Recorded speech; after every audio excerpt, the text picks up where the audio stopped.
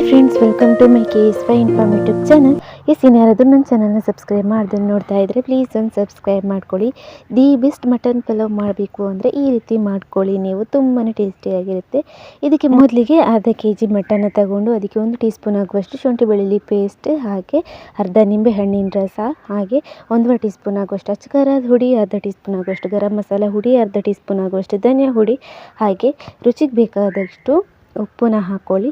ಅದಾದಮೇಲೆ 3 ಕಾಯಿ ಮೆಣಸನ್ನ ಹಾಕ್ಕೊಂಡು, ಖಾರ ಜಾಸ್ತಿ ಬೇಕು ಅಂದರೆ ಜಾಸ್ತಿನೂ ಆ್ಯಡ್ ಮಾಡ್ಕೊಬೋದು. ಅದಾದಮೇಲೆ ಅರ್ಧ ಕಪ್ ಮೊಸರು ಹಾಕ್ಬಿಟ್ಟು ಚೆನ್ನಾಗಿ ಎಲ್ಲನೂ ಮ್ಯಾರಿನೇಟ್ ಮಾಡ್ಕೊಳ್ಳಿ.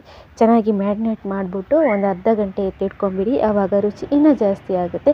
ಆವಾಗಲೇ ಮಾಡ್ಕೋಬೋದು, ಟೈಮ್ ಇತ್ತು ಅಂದರೆ ಎತ್ತಿಟ್ಕೊಂಬಿಡಿ. ಅದಾದಮೇಲೆ ಒಂದು ದೊಡ್ಡ ಕಡಾಯಿ ತಗೊಂಡು ಅದಕ್ಕೆ 1 ಟೀ ಸ್ಪೂನ್ ಆಗುವಷ್ಟು ತುಪ್ಪ, ಹಾಗೆ ಒಂದು 100 ಗ್ರಾಮ್ ಆಗುವಷ್ಟು ಎಣ್ಣೆನ ಹಾಕ್ಕೊಂಡು, ತೆಂಗಿನ ಎಣ್ಣೆನ ಹಾಕ್ಕೊಂಡು ಅದಕ್ಕೆ ಒಂದು 3-4 ಈರುಳ್ಳಿನ ಹೆಚ್ಚಿಬಿಟ್ಟು ಹಾಕ್ಕೊಂಡು ಚೆನ್ನಾಗಿ ಗೋಲ್ಡನ್ ಬ್ರೌನ್ ಆಗೋವರೆಗೂ ಫ್ರೈ ಮಾಡ್ಕೊಳ್ಳಿ. ಅದಾದಮೇಲೆ ಚಕ್ಕೆ, ಲವಂಗ, ಏಲಕ್ಕಿ, ಪಲಾವ್ ಎಲೆ ಎಲ್ಲ ಸ್ಪೈಸಸ್ನು ಹಾಕ್ಕೊಂಡು ಚೆನ್ನಾಗಿ ಒಂದು ಸ್ವಲ್ಪ ಫ್ರೈ ಮಾಡಿಕೊಂಡು, ಇವಾಗ ಮ್ಯಾರಿನೇಟ್ ಮಾಡ್ಕೊಂಡಿರುವಂತಹ ಮಟನ್ನ ಹಾಕ್ಕೊಂಡು ಚೆನ್ನಾಗಿ ಒಂದು ಸಲ ಫ್ರೈ ಮಾಡ್ಕೊಳ್ಳಿ. ಚೆನ್ನಾಗಿ ಫ್ರೈ ಮಾಡ್ತಿದ್ದಂಗೆ ಮೇಲ್ಗಡೆ ಸ್ವಲ್ಪ ಕೊತ್ತಂಬರಿ ಸೊಪ್ಪು ಹಾಕ್ಬಿಟ್ಟು ಚೆನ್ನಾಗಿ ಒಂದು 10 ನಿಮಿಷ ಫ್ರೈ ಮಾಡಿ, ಅದಾದಮೇಲೆ ಮಟನ್ ಬೇಯೋದಕ್ಕೆ ಎಷ್ಟು ಬೇಕಾಗುತ್ತೆ ನೀರು ಅಷ್ಟು ನೀರನ್ನ ಹಾಕ್ಕೊಂಡು ಮುಚ್ಚಿಬಿಟ್ಟು ಬೇಯೋದಕ್ಕೆ ಬಿಟ್ಬಿಡಿ.